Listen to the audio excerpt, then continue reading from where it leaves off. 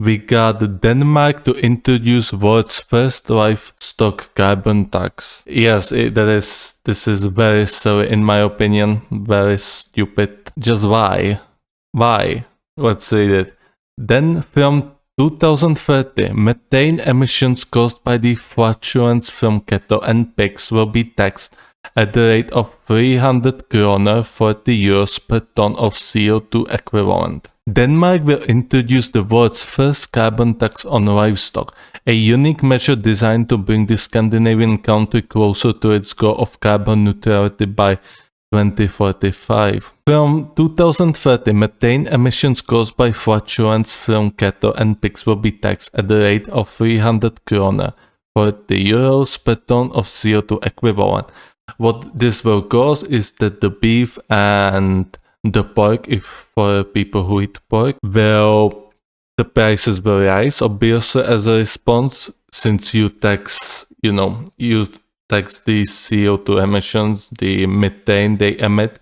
So the meat is going to have to be expensive, more expensive artificially. So in short, the average consumer is going to get screwed over by this. This amount will rise to 750 kroner in 2035. So that will be around 90 euros, about 90 euros. That is a lot. That is going to cause a not significant, however, definitely noticeable increase in price of beef and pork. Between the government, as part of the opposition, and representatives of livestock farmer, industry and trade unions, the tax still has to be approved by parliament, which will examine it after the summer.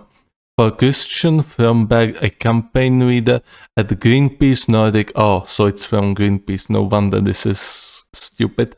The tax offers hope in a situation where a lot of countries are backpedaling on climate action. Raising cattle is not backpedaling on climate action. Raising cattle is to provide for your people, provide food for your people.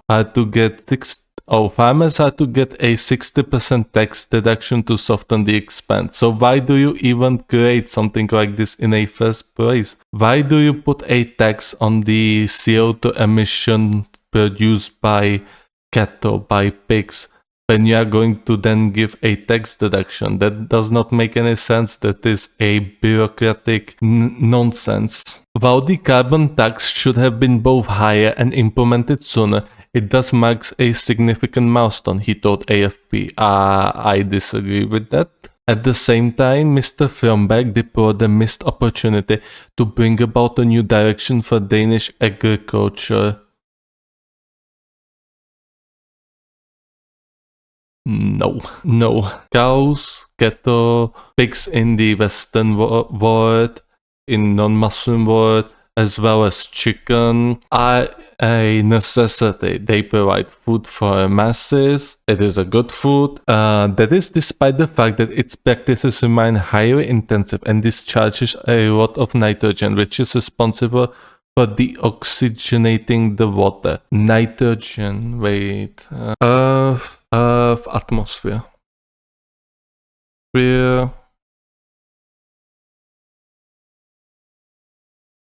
Made up. Made of. Nitrogen makes about 78% of Earth's atmosphere. What sort of argument is this? At the same time, Mr. Fromberg deplored the missed opportunity to bring about a new direction for Danish agriculture. This is despite the fact that its practices remain highly intensive and this, I already read that, sorry about that, which is responsible for deoxygenating the water. As we've seen earlier, the Earth is made of 78% of nitrogen. So I think only someone who doesn't have any idea about what Earth is made of would actually fall for this, because this is a nonsensical argument. Without oxygen, marine flora and fauna disappear.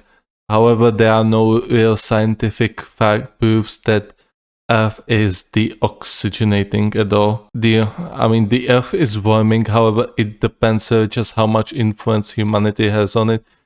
We have influence on the CO2 levels and on climate, however, the question is just how much, because Earth has had many extreme moods. The 5th century, when the Gothic people, the Visigoths, the Franks, Vandals, Alemanni, Suebi crossed the river near France on the France-Belgian border and entered the Western Roman Empire.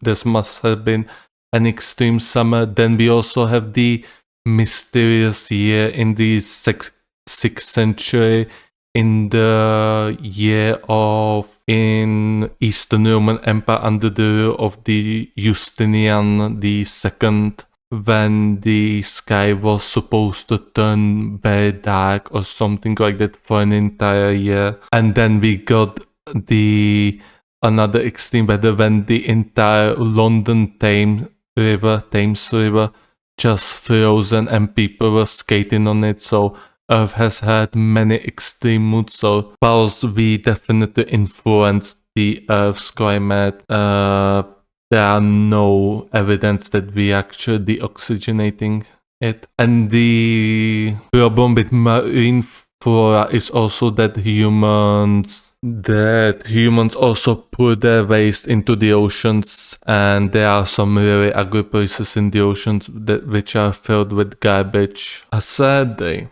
For the Danish Association for Sustainable Agriculture, however, the agreement is useless.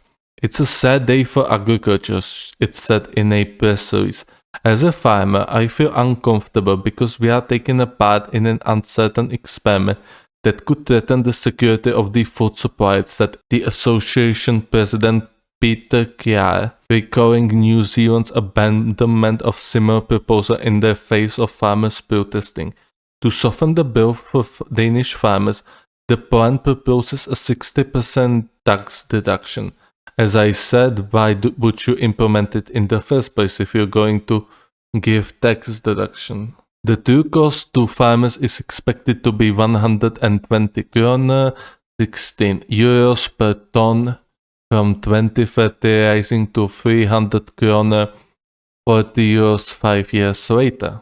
However, projections by the economy ministry estimate that up to 2,000 jobs could be lost in the sector by 2035 as a result of the agreement. The revenue generated by the tax will be reinvested in the ecological transition of the agricultural history.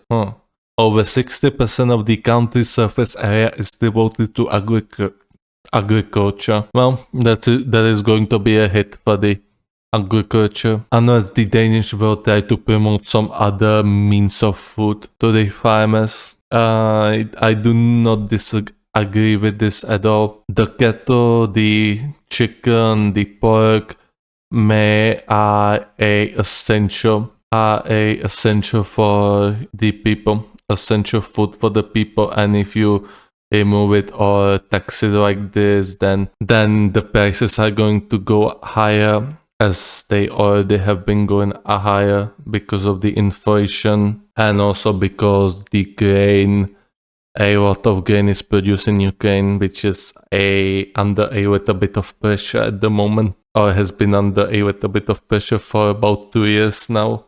Sorry if you heard that, I hit my table. In addition, the following of 140,000 hectares should help to increase carbon storage in the soil, thereby reducing the concentration of greenhouse gases in the atmosphere. We have a grave myth in Denmark of being green frontrunners, said Mr. Fromberg. It is very hard to make the case that this agreement is historic. It is continuation of the path of intensification that Danish agriculture has occurred for the last 70 years. And the deal incentivizes that the Danish agriculture will continue to be most intensive meat producing country in the world. Then why do you even announce this? Why do you even try to implement this in the first place if you want Denmark to be still, most intensive meat producing country in the world? I do not understand the logic behind this. On one hand, you want to tax the carbon emission. On the other hand, you will reduce those taxes. So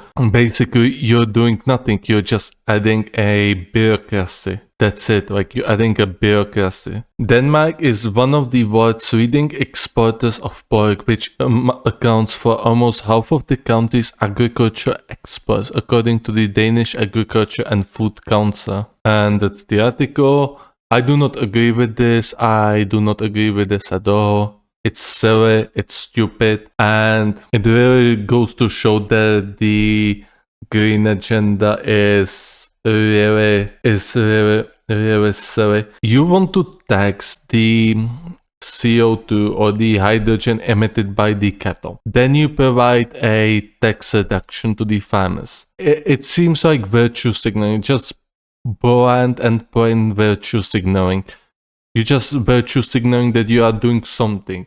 But realistically, all you do is you add bureaucracy. You add more paperwork to the farmers and to the people who are going to have to pay taxes from being, farmer works. I do not agree with this, and I think it is very silly. And hope this will be repealed by the Danes.